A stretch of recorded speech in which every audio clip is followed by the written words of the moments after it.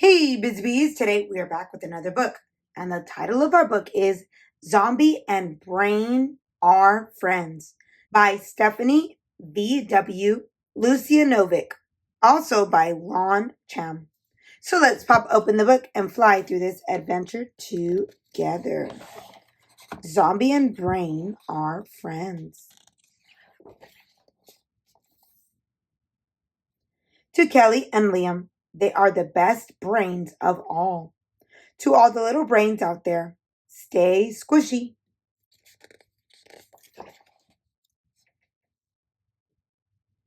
Zeb lived on a farm. His family raised brains, grain fed, free range brains, to be specific. They pickled them, baked them, fried them, ate them for breakfast, lunch, and dinner.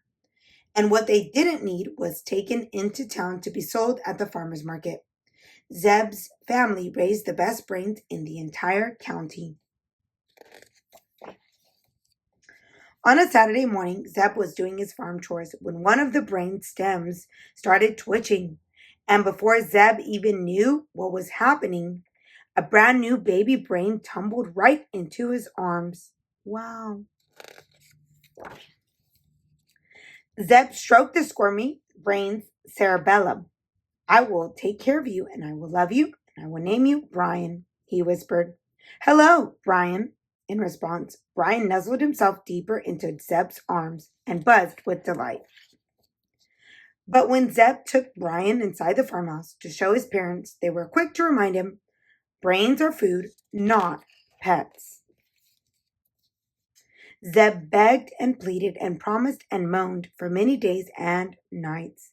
And Brian did his best to look extra cute while staying far away from the kitchen.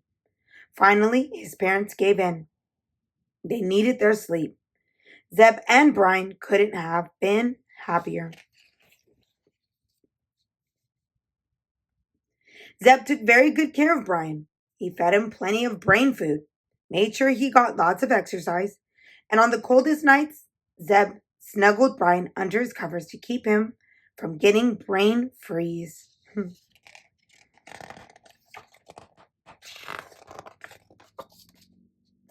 Every day, Zeb told Brian he was the best, smartest brain in the entire world.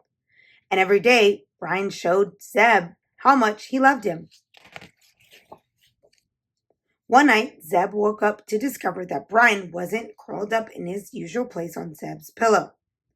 And he wasn't anywhere in Zeb's bedroom either. Then he heard it, pots banging and silverware rattling, the refrigerator door opening and closing. And was that the oven clicking on?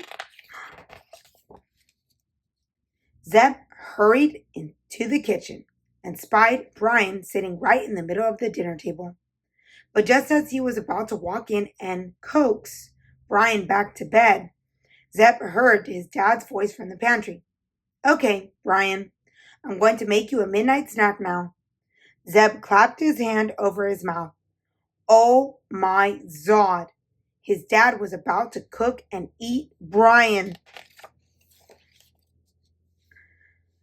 Before his dad could return to the kitchen with his blue ribbon winning Elevanti herbs and spices rub, Zeb snatched little Brain from the table and together they ran into the night.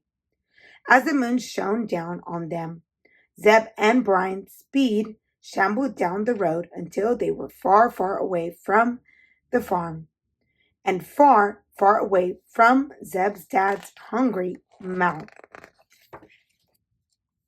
Finally, they came to a large green field where wild brains roamed. Kneeling down, Zeb hugged Brian tight and scratched him behind the left lobe, just the way he liked it. You will always be my favorite brain, Zeb told Brian, but I love you too much to let anyone eat you. With a sniff, Zeb let Brian go, but Brian didn't want to leave his zombie boy's side. Zeb finally gave the brain a little nudge and said, Please, it's the only way I can save you. The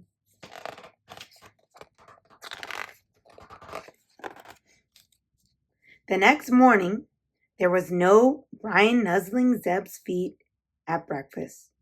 No Brian jumping up on the couch to help Mom with her jigsaw puzzle. No Brian burrowing into the piles of clean laundry Dad took off the line. Zeb's house felt very empty. When Zeb's parents asked him where the little brain was and Zeb explained, Zeb's dad felt terrible. I was going to feed him a midnight snack, not make him mine. They had to bring Brian home again. Dad posted missing brain flyers all over town. Mom searched their neighbors' kitchens. And Zeb stood on the porch at night and crinkled the zombie time's toughest crosswords, hoping Brian might hear and come scampering home. But still no sign of Brian. Until early one Saturday morning, Zeb was about to start his chores when he felt a very familiar and very squishy nudge at his ankles. Brian had found his way home. Zeb swept Brian up in his arms and squeezed him tight against his chest. Brian buzzed so hard he vibrated with brainwaves of happiness. He really was a very smart brain.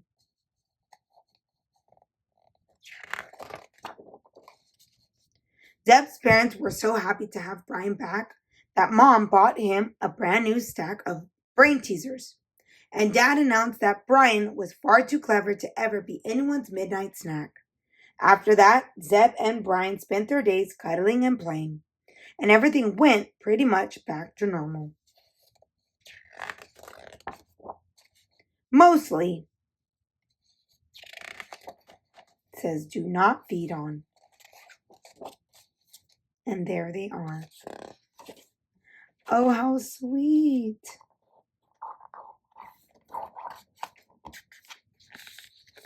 And here's a little picture of them that's in the book. That is so cute.